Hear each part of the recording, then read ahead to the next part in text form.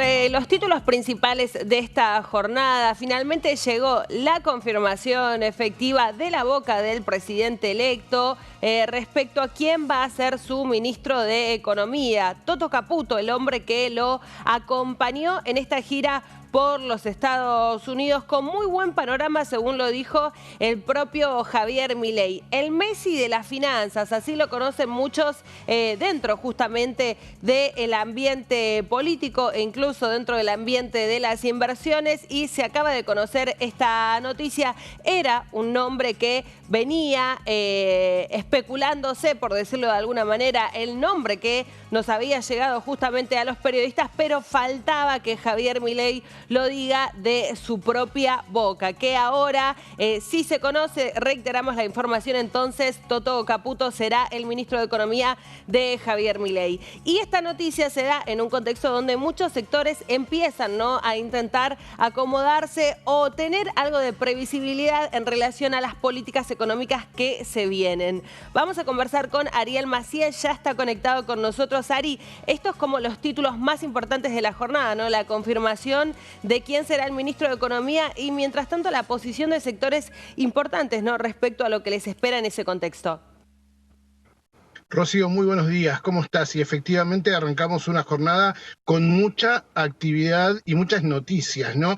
El presidente electo Javier Milei llegó a las 6:15 de la mañana al aeropuerto de Ezeiza, donde ya dijo definiciones sobre cómo le fue en Estados Unidos. Bueno, el primer resultado es justamente la confirmación de Caputo como ministro de Economía. Claramente ahí había una necesidad de tener como referencia el resultado, digamos, ¿no? Si es que iba a conseguir lo que quería y lo que buscaba para poder desarmar todo lo que tiene que ver con esta bola de LELIQs que hay en el Banco Central, y es la principal preocupación. Si Caputo le resolvía eso, o por lo menos le marcaba un camino que pudiera resolver esa problemática, que para Milei es la principal, lo iba a confirmar como ministro de Economía. Efectivamente, esto será así. Ahora falta saber quién va a ser el presidente del Banco Central.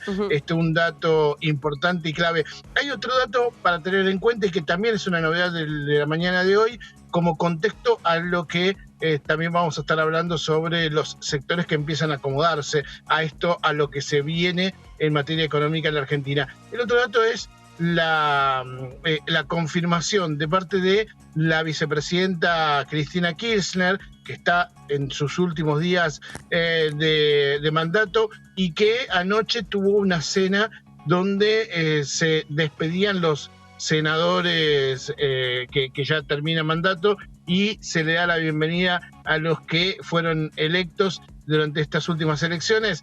Bueno, ahí lo señaló en una red social, su cuenta de red social, dijo: yo soy coherente, y la presidencia tanto del Senado como de la Cámara de Diputados le corresponde al partido que ganó, más allá de que sea minoría. Hizo memoria que pasó lo mismo cuando ganó Cambiemos en el balotaje entre Mauricio Macri y Daniel Scioli. Dijo: eso no va a cambiar. ¿Por qué esto es importante para la economía, Rocío? Básicamente porque lo que todavía no arrancó, que es llamativo, pero me imagino que a partir del retorno de Caputo a la Argentina va a ponerse en marcha, es la transición presupuestaria. Sí, digo, más allá de lo que pasa en cada área, cada ministerio, que en algunos ya se activó, en otros no tanto, lo importante acá es cómo se aplica en el presupuesto el recorte del gasto que pretende hacer Javier Milei, y eso va justamente a condicionar el entorno económico para el próximo año. En este contexto, ¿qué puede pasar o qué se sabe de lo que se dice la interna, ¿no?, entre la vicepresidenta electa y Javier Milei? Y también, ¿qué va a pasar con la presidencia de la Cámara de Diputados? Se hablaba de la posibilidad de incorporar a Randazzo. Ari, habíamos hecho ese análisis juntos. Va a ser sin duda definitivo, ¿no?, para seguir viendo cuáles son los gestos que da Javier Milei sobre eso otro que vos mencionabas, la gobernabilidad que tenga, ¿no?, incluso el consenso, la capacidad de diálogo. ¿Qué pensás de esos dos puntos? Efectivamente, bueno, ahí lo principal es, hay una X despejada, ¿no? El kirchnerismo no le va a poner palos en la rueda para que sea la Libertad Avanza quien ponga a los presidentes de ambas cámaras, ¿no? Quienes van a, más allá de que Victoria Villarroel va a ser la que conduzca la Cámara por su rol de vicepresidenta, pero la presidencia provisional del Senado también estará en manos de la Libertad Avanza. Hay un tema que es, Cambiemos en el 2015 puso personas, dirigentes, legisladores de su propio espacio. Recordemos, en su momento había sido Federico Pinedo y en diputados había estado Emilio Monzó.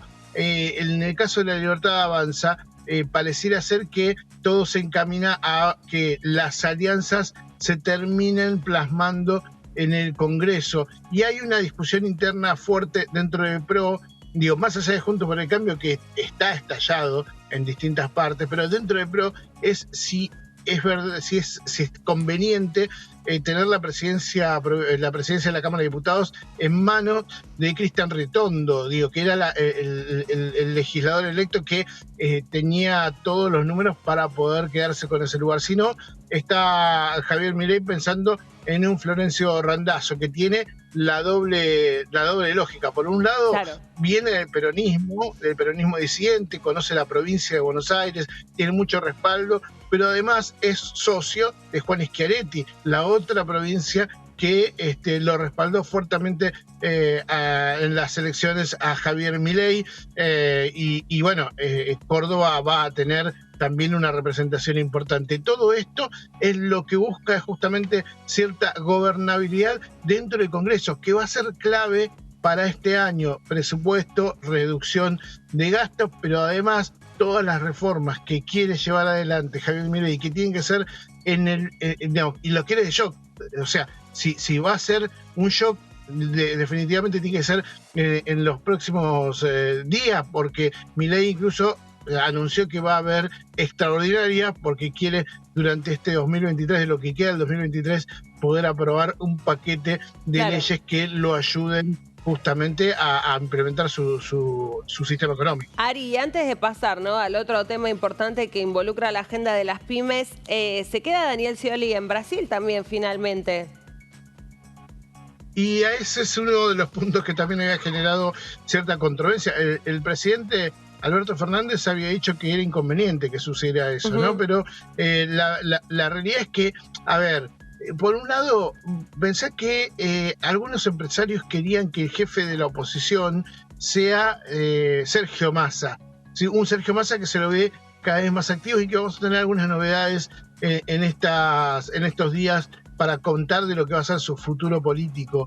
Pero digo, este gesto de Sergio Massa como jefe de la oposición, que quiere un sector que respalda la nueva gestión de Javier Milei, es hablar justamente de la unidad nacional, es hablar de el diálogo y de coordinar acciones a pesar de que sean oficialismo y oposición. Daniel Scioli tiene como historia su lógica de hablar con todo el mundo y de salvar o de generar puentes. Bueno, Diana Mandino, el que va a ser canciller de la Argentina con Javier Milei, lo elogió a Daniel Scioli, y Scioli tiene recordemos un poquito la historia de Daniel Scioli, ¿no?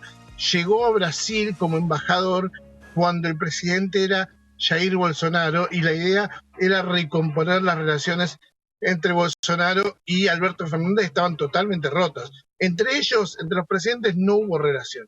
Pero sí, un punto a favor de parte de Scioli es que reencauzó la relación comercial, los diálogos bilaterales volvieron a ser fluidos, y quedó muy bien parado para cuando llegó Lula da Silva. Bueno, Daniel Scioli tiene una muy buena relación con Lula da Silva, y quizás esta necesaria relación entre Brasil y Argentina hagan que en este momento Scioli sea fundamental, clave para poder seguir en este vínculo entre Argentina y Brasil. Bueno, y en ese contexto también, ya pasando también a lo económico, entendiendo, ¿no?, que Brasil es el principal socio comercial de nuestro país, ¿qué va a pasar con la actividad económica? Y en este contexto, una posición, ¿no?, que va intentando tomar las pymes en una situación de realmente mucha imprevisibilidad, por ejemplo, del sector de la construcción, muchos despidos después de que se conociera justamente la noticia, ¿no?, del 19 de noviembre, el resultado de las elecciones, mejor dicho, cuando ahora ARI incluso no es que se fue hacia atrás con esa medida, pero sí por lo menos se dijeron que las obras que estaban en ejecución, las obras públicas, se iban tal vez a finalizar. De todos modos, esto es lo que está sucediendo. En ese sector en particular hay mucha preocupación, y también en el sector pyme. Incertidumbre, Rocío, lo que está pasando en este momento en todo el mundo empresario. Primero, por estas idas y vueltas. De hecho, en materia económica, no se esperaba en el Ministerio de Economía alguien mucho más ortodoxo del lado libertario. En el Ministerio, en el Banco Central, se esperaba a Emilio Campo para que lo cerrara. Eso no va a suceder y pareciera ser que empieza a haber todavía indefiniciones en materia económica. En el caso de la construcción, lo que dijeron es no va a haber más plata extra de la que se está poniendo en marcha. En el entorno de las provincias no va a haber plata para los aguinaldos. Hoy lo ratificó el presidente electo, dijo que no, que las provincias que no hacen bien las cuentas no van a tener van a tener que recortar de otros lados para poder pagar aguinaldo. Esto puede generar también impacto en la actividad económica regional y sectorial. Y metiéndonos bien de lleno en lo que están planteando justamente algunos sectores más productivos, hay como una estrategia dispar entre las pymes. Las pymes representan al 90% de la actividad industrial del país. Es por ahí, por esa fábrica pasa el 90% de la producción. Emplea casi la mitad de los trabajadores registrados en el país. Sí. Es un sector realmente muy dinámico y muy importante. ¿Qué está pasando? Ayer hubo un brindis de Industriales Pymes Argentinos, una entidad que había sido muy confrontativa con el gobierno de Mauricio Macri, en donde hablaban justamente de un industricidio. Durante este periodo tuvo más elogios con el gobierno, pero sí siempre con fuertes reclamos. En el día de ayer, lo que plantearon es: nosotros queremos una reunión con La Libertad Avanza para presentar algún plan, no cambien lo que está bien hecho, pero sí tengan en cuenta que vamos a defender esta situación. La lógica de la defensa empezó a entrar en ese sector. Pero hay otro sector que está hablando de aprovechar las condiciones que se plantean originalmente para poder ganar competitividad de otros lados. ¿Cuáles son? Ayer un comunicado de IDEA, ¿sí?, este instituto que conglomera a muchas empresas multinacionales y que también está integrada por pymes, hablaba de dos objetivos. Uno está vinculado con lo impositivo, una reforma impositiva para bajarle los impuestos a las pymes, ¿sí?, poder funcionar. Eso hay cierta coincidencia con el resto del mundo pyme. El otro punto es lo laboral, reforma laboral, entre otras cosas, para extender el periodo de prueba que hay originalmente y llevarlo a 6 meses. O sea, utilizar este nuevo contexto para darle más competitividad a las pymes por el lado del empleo. Claro. Es decir, eso puede generar preocupación porque las pymes viven muchas del mercado interno. Sí, sin duda, Ari, va a ser un tema clave. Por otro lado, algo se sabe respecto también de la deuda con los importadores, porque eso fue incluso lo que complicó la actividad propia, ¿no? Habiendo muchos insumos que tienen que ingresar desde el exterior para poder seguir sosteniendo el mismo flujo de actividad de estas empresas. Efectivamente, hay dos temas que van a llevar y que ya están en el cálculo de las empresas.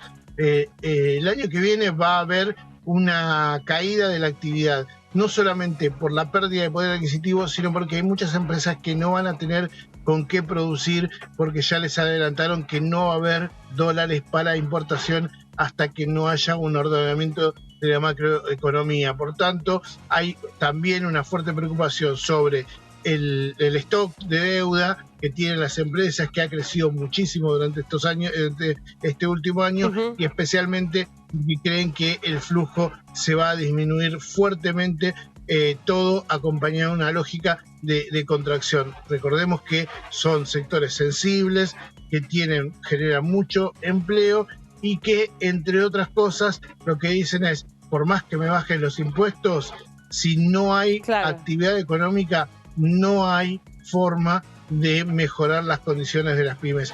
Es un punto que está todo relacionado. Desde que empezamos esta charla con el anuncio de Luis Caputo como ministro de Economía hasta esto, pasando por el Congreso, todos están esperando a ver cómo se reorganizan. Hasta ahora está todo congelado. No hay anuncios de inversión, no hay nuevos empleos, e incluso hay algunos que ya preventivamente están despidiendo personas. Ari, muchas gracias, como siempre. Rocío, hasta luego. Hasta luego. Pasaba Ariel Maciel, bueno, dando un panorama, ¿no?, amplio de la situación. Él lo mencionaba recién, acaba de llegar la confirmación por parte de Javier Milei de quién va a ser su ministro de Economía, y mientras tanto, y en base también a su perfil, distintos sectores que intentan acomodarse. La pregunta ahora, lo que nos queda saber es quién va a presidir, ¿no?, el Banco Central, y qué va a pasar en definitiva justamente con eso. Se espera también definiciones en las próximas jornadas, porque es uno de los espacios claves según, bueno, la propia política económica que quiere llevar a cabo el presidente electo. Ya seguimos con más información.